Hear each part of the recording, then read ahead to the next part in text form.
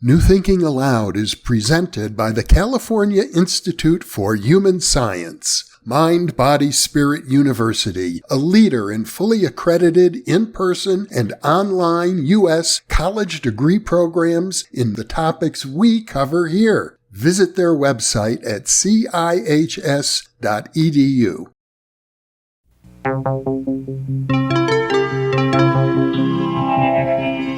Thinking Aloud. Conversations on the leading edge of knowledge and discovery with psychologist Jeffrey Mishlove.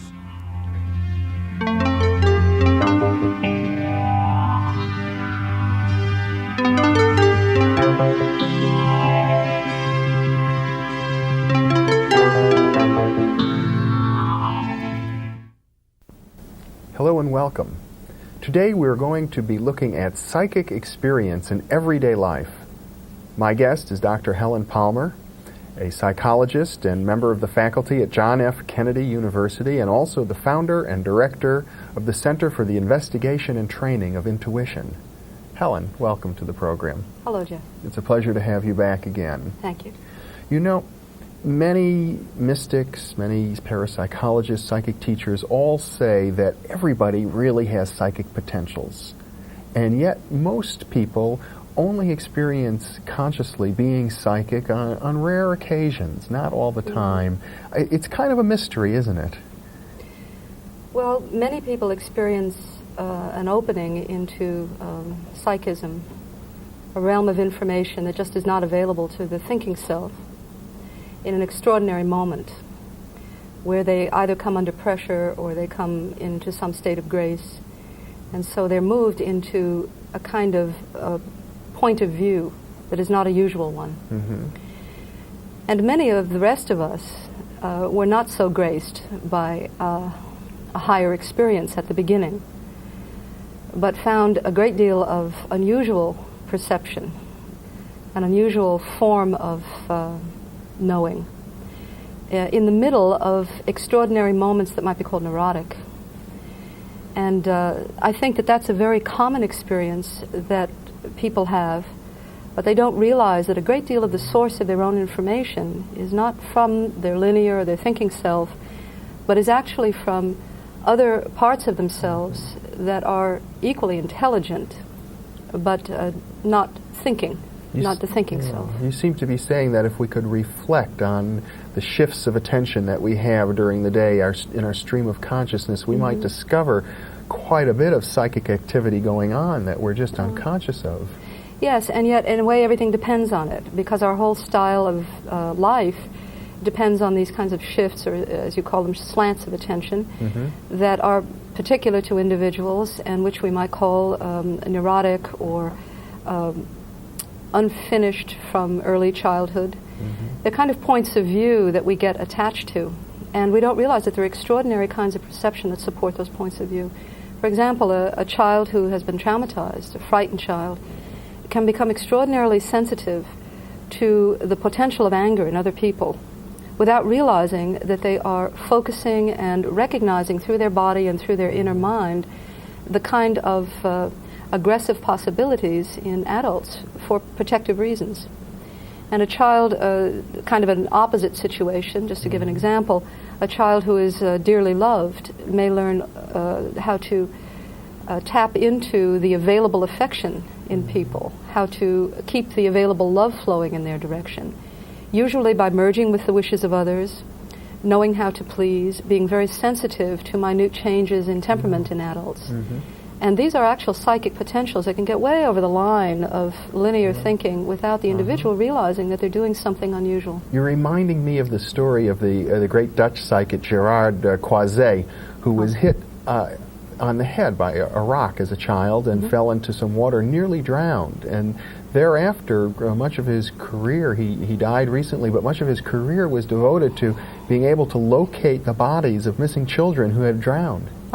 It's as if there was some kind of a wrinkle that got created through this early experience that opened up his own psychic perception in that particular area. Yes.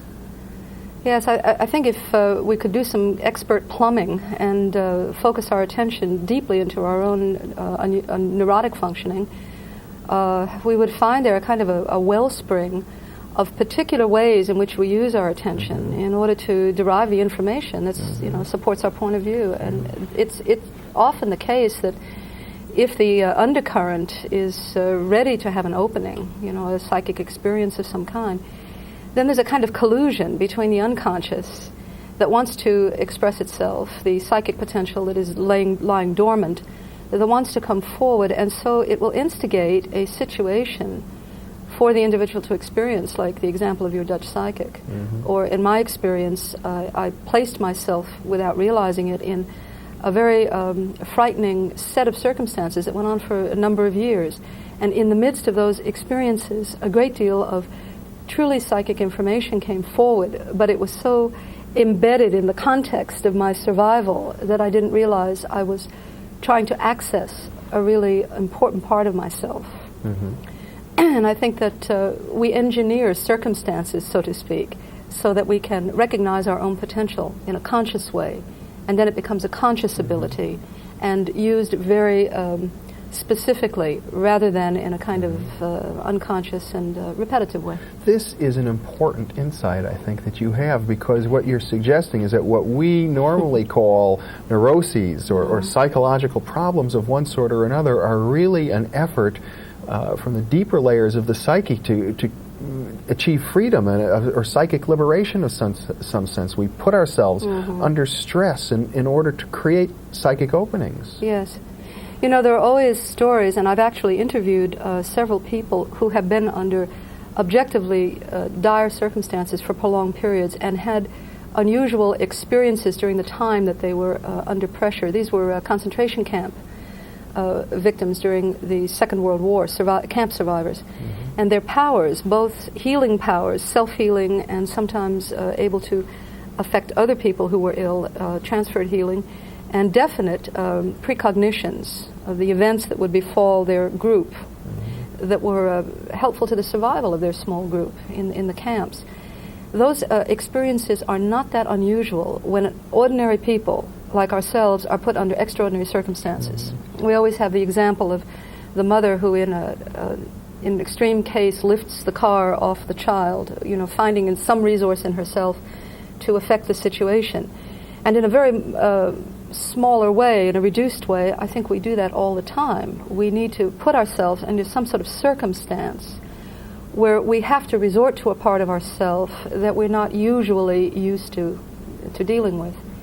And I feel that's a real indicator. In fact, I think the neuroses, instead of being seen as something dark or negative, that they're a wellspring of buried, latent, almost out on the surface, almost ready to come up, kinds of psychic abilities. For example, the child who was loved, able to merge with the wishes of another. You see, now this can be a real neurotic burden to an adult who feels, always putting the other first, kind of selling out their own priorities in order to be loved, in order to receive affection, being always a kind of a doormat kind of personality. And so it can be seen as a burden rather than as a talent. But the neurotic preoccupation, the need to be loved, is kind of an indicator of what that person might do if they adopted an internal practice and recognized the moments when their attention shifted into this kind of merger or replacement of themselves with the wishes of another. The word that you used, an internal practice, seems crucial here, because I suppose that's what distinguishes, a neurosis from a real growth or breakthrough kind of an experience. Oh yes, that's a very good point. I think that when we're still attached, in other words, identified with the neurosis, if we're still attached to the paranoia, then the fact that we may be specifically talented, psychically talented at recognizing other people's unexpressed aggression, we may refer this to ourselves, we might feel this within our own body, we might feel somehow under attack if we're predisposed to paranoia. But rather than seeing that as negative, you can see it as a talent. But a practice would have to be adopted where that individual who is so-called afflicted with paranoia, perhaps blessed in another way, would have to be able to distinguish between times when they were just identified with the idea that the world is a terrifying place and looking for it in every corner, falsely projecting their own terror, attributing it to the other, you see, and trapped in that kind of loop tape of projection, and when actually they are recognizing something unexpressed. And so an internal practice of recognizing the difference between the projection and the truthful impression that is coming from outside of the self that was registered as a psychic impression. I suppose another example might be in a romantic situation where one person gets hung up on another person. They may actually be experiencing forms of telepathic merger with that person and not being aware of that. You know, I think that happens with intimate situations of all kinds. Yes, doesn't have to be. Parents and children, for example, or lovers or mates, that we have these experiences of becoming the other. I had a very striking example of that. In fact, it was one of my very first clearly psychic experiences. And it was in relationship with myself and my son, who was then quite young, he's 7 or 8 years old. And we were in some conflict. I even forget what the situation was. And I had an internal practice, which at the time was self-hypnosis. And it was very interesting to me, the shift from what I had thought of in self-hypnosis as a technique to modify my own reactions, my own behaviors. And how it led me into what you might see as, what you describe as a merger with another person, which is actually taking on the characteristics and the viewpoint of another person. It's quite different than something like psychological empathy, where you have a close approximation. You see, you kind of imagine what it would be like to stand in someone else's shoes. That would be a close approximation. A real psychic merger is you become the other person, sometimes even with their thoughts and their inner feelings that might be quite unknown to you, and that you never could have imagined because they are alien to you. You see, they are not your own, so you can't closely approximate from yourself. But when this experience of merger happened in a very ordinary setting, I had gone into an inner state of attention to focus on modifying my reactions to my son's behavior. I wanted to be more calm and not to try to convince him that he was wrong, because he was having a bad reaction to my convincing him. And so in a very sturdy way, he was opposing me, and that upset our family scene. And so what I did was to try to affect myself by visualizing both of us in an inner room in my mind, down many flights of stairs in my hypnotic induction. And then I wound up at the bottom of these flights of stairs, and there I was with my little son. And I was viewing myself as I was, looking out from behind my own eyes toward my son, who was seated at the other side of a table, in my imagination, in my inner vision. And within the confines of the practice, my attention shifted in a way that it never had before. So that I became not myself, seeing from through my own eyes, seeing his face, but I was inside him, seeing my face from his position. And when that happened, it was extraordinary, because his perception of me was quite radically different than I had supposed.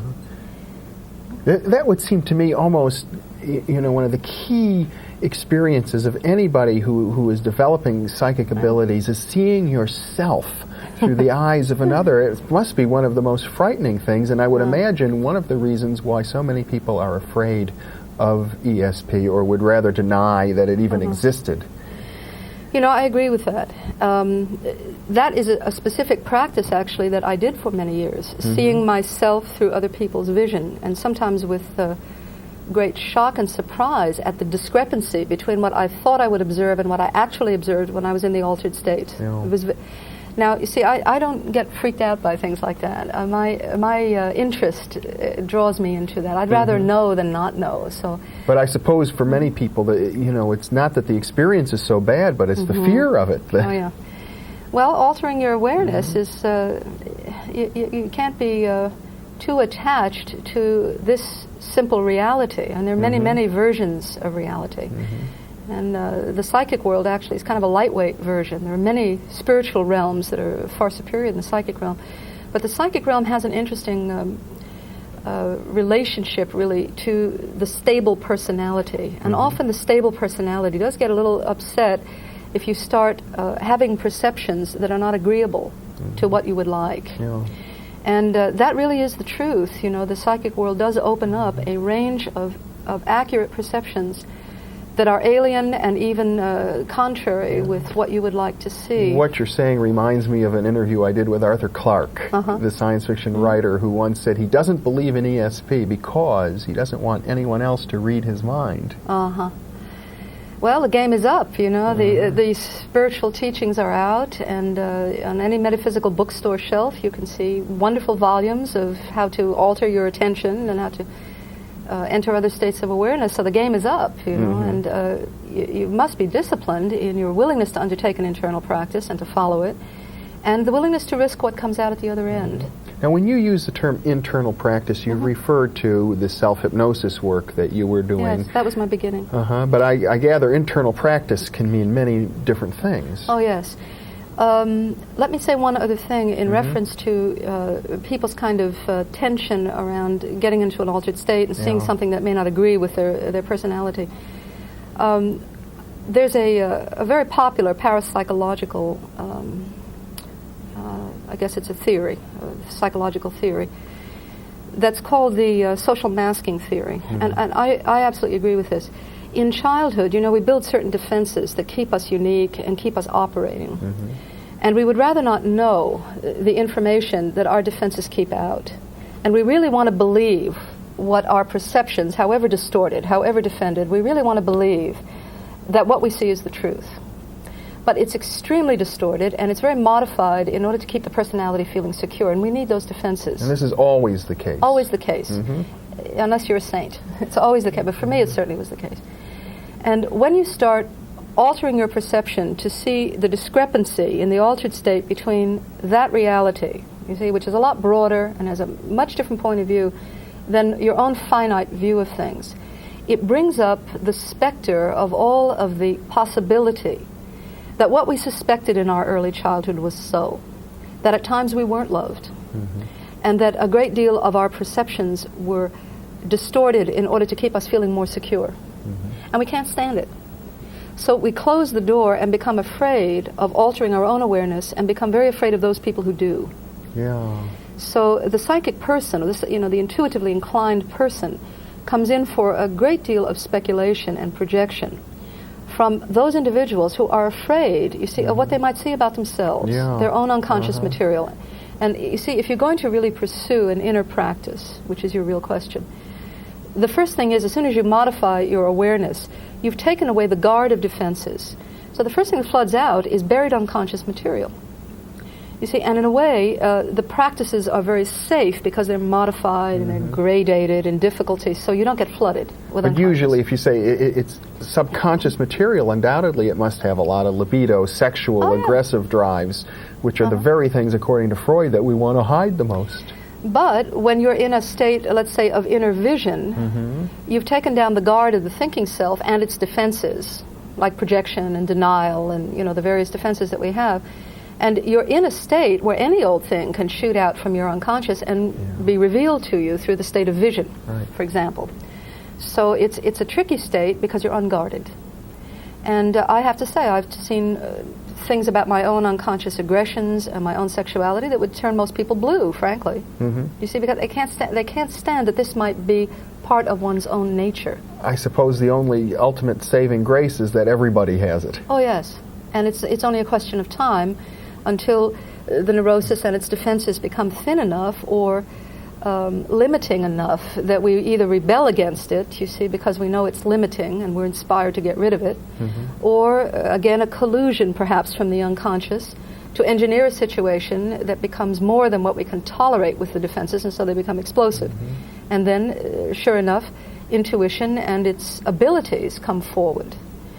But first, I think we really have to see what our limitations are.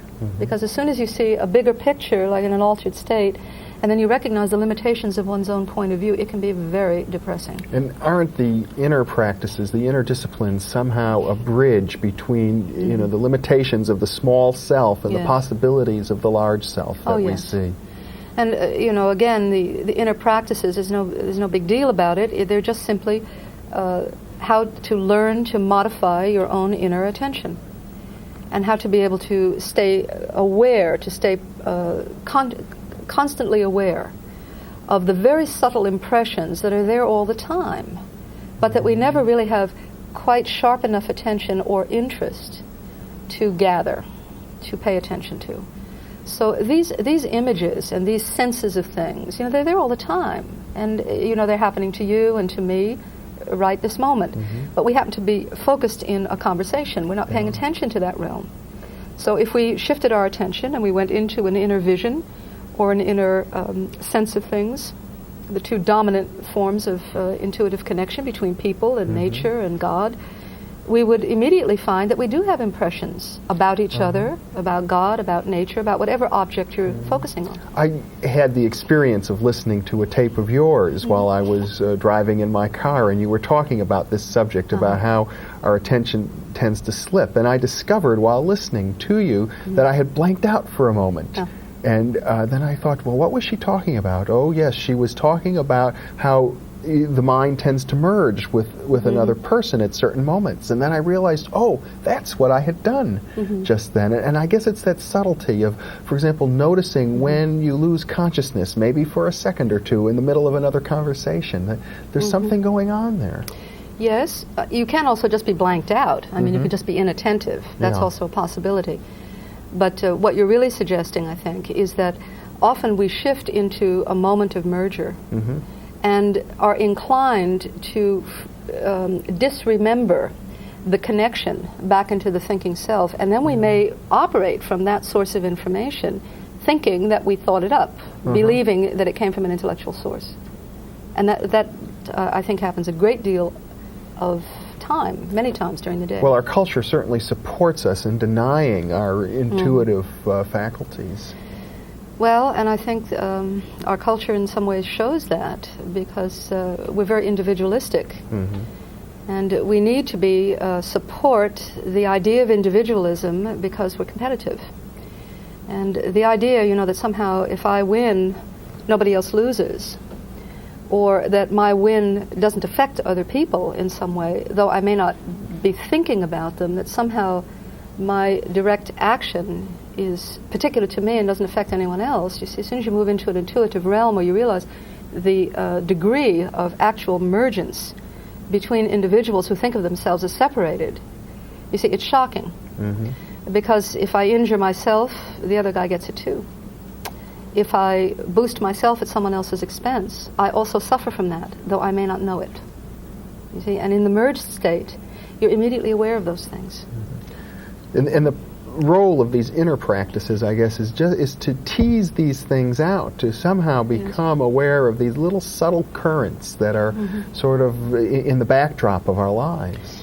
Well, they seem subtle, when we think about them. They seem very subtle and far away, and actually it's not that difficult to tune your attention, to close your eyes, and to be able to tell the difference, to discriminate between a spontaneous image, an image with respect to an unknown situation, and a thought, or the difference between an emotion, my own, belonging to me, my own particular peculiar personality, and a reaction that I have with respect to my attention on an unknown situation. You see, once you turn the attention inward, those discriminations are really not that difficult. And I'm always trying to encourage people, because, it seems like the realm is so far away and so glamorized in a way. And I think for the very reasons you've been discussing, our fears want to keep them glamorized and far away. You see, because we don't want to really realize the extent of our merger with other people, the extent of how much we could know. We don't want the responsibility. We don't really want to have to guide our lives from that kind of perspective. One of the things that you've pointed out is that sometimes it takes a paranoid state or a slightly neurotic state in which a person is willing to believe that they're right, even when they're wrong, to allow them to appreciate when they are in fact right as regards psychic functioning. There's so much fear that we might make a mistake or look foolish if we attempt to practice in this psychic realm. Well, but listen to how you discuss the question. It's like we think we'll be foolish, you see, so we're locked in the thinking state, or we suppose that we're going to have this error, so we're locked in the thinking state, so we never shift our state. The practices are actually very modest, and it depends on an ability to stabilize your attention in a non-thinking state. You really have to get past the thought barrier and into a relatively empty space where you can recognize the observer, or also called the witness, depending on your nomenclature, the witness, the aware state of mind, the observer. But actually, if you go inside and you close your eyes, and you made an image like a color spot, you'd realize that there are two aspects to your perception. There's the color spot, you see, and we think, oh, that's where the information is. You know, it's in the image. And in a way it is, but the more important aspect of the perception is that which is aware, the observing part of the mind that is able to tell the difference between the color spot and a thought and an emotion or something like that. So the training really is to strengthen this capacity to observe. Mm-hmm. And we rarely, in the West at least, in the East it's a different story, but in the West, we rarely have any time during the week where you shift inward and even recognize that there's an observer. We're so preoccupied with the objects of attention, mm-hmm. the thoughts, the car on the highway, or the with emotions. Ourselves as an actor rather than an observer. A doer, you know. We're very preoccupied on the objects, the doing and the tasks and the inner vision of the color spot. But the actual training is to strengthen the ability to stay present, observing these very subtle impressions as they go by. Mm-hmm. They're not so subtle, actually. When you get into being able to tell the difference between a thought and an image, the images become super strong. They're not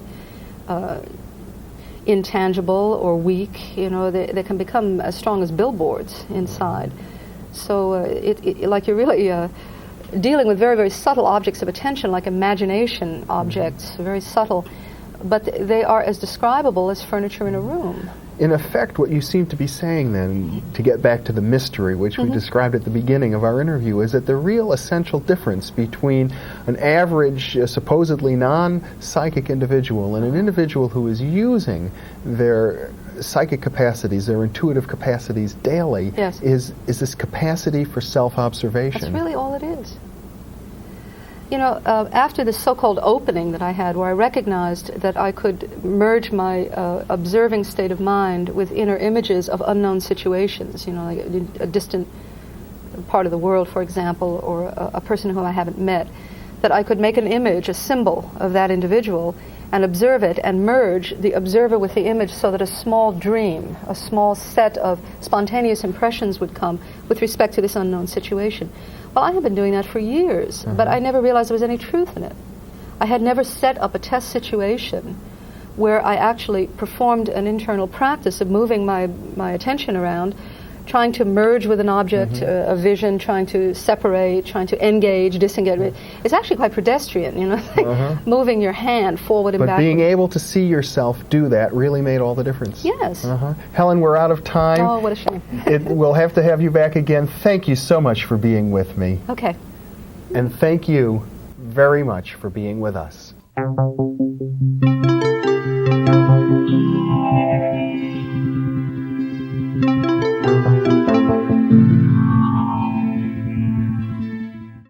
Book 3 in the new Thinking Aloud dialogue series is UFOs and UAP, Are We Really Alone? Now available on Amazon. You can now download a free PDF copy of issue 7 of the New Thinking Aloud magazine or order a beautiful printed copy.